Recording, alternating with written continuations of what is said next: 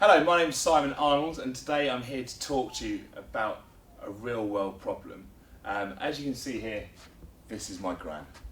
Now my gran is isolated, she lives on her own in a rural area and she really relies on her television for companionship.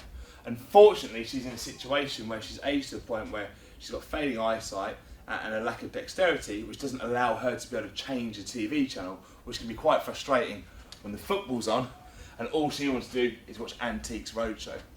At the moment, her only solution is to phone her children and ask them for help.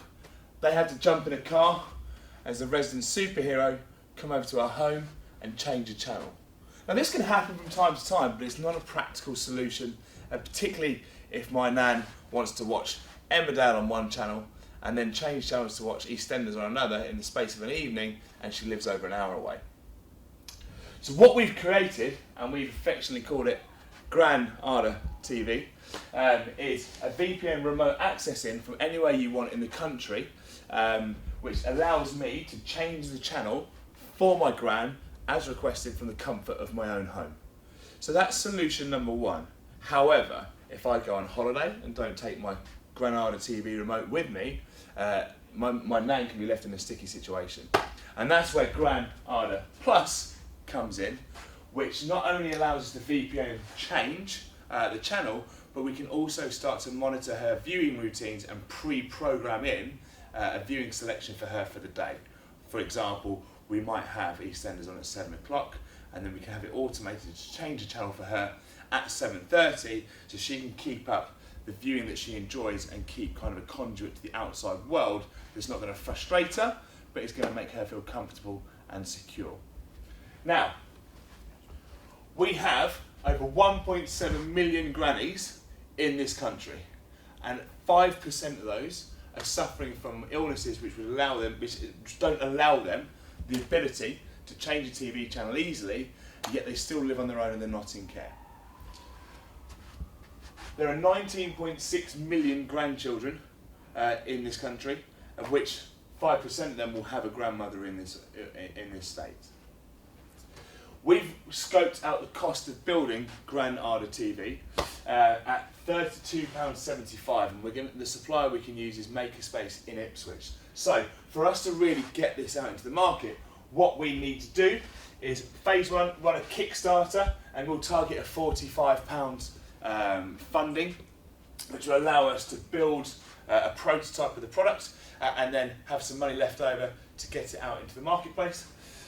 Phase two is where we're going to start learning all about kind of customer feedback and put this prototype out in a live environment and see how it actually operates on a day-to-day basis, and allow us to kind of modify the design and make it as intuitive as possible. Before phase three, we look to scale the business, which we'll be doing by applying for innovation grants. There's numerous available in Suffolk. It's quite easy to get hold of a £5,000 grant locally, particularly when it's dealing with elderly care and isolation. And at that point, we look to start to push this across the marketplace. That's granAda TV. I'd like to thank you for listening, and if you've got any questions, now is your opportunity. Simon, where do you plan to be with this in 3 years? Okay, within 3 years, I'd expected to have built the business to a point where we're ready to receive significant investment, and for that would be sacrificing obviously a significant equity from the business to allow us to really deploy this solution across the whole of the UK and get beyond the barriers of Suffolk. I anticipate for the first 12 months we'll be owner managed and owner operated with my partner Jeremy Parsons. We'll be working this initially as a part-time alongside our full-time jobs, with a view to being able to exit from our full-time jobs after 12 months because we're making revenue that supports that and we can pay a small salary. At 12 months, hopefully we'll be at the point then where we can start looking at support staff.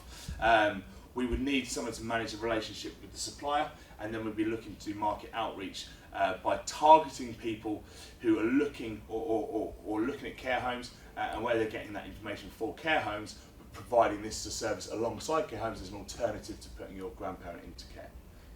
There's only one problem I've got with this, Simon, which is one prototype isn't enough, especially if it's David Atkins who's going to make this. We need at least 5. Okay. So I'm offering you £500 for 11% of the business on that condition. Are you in?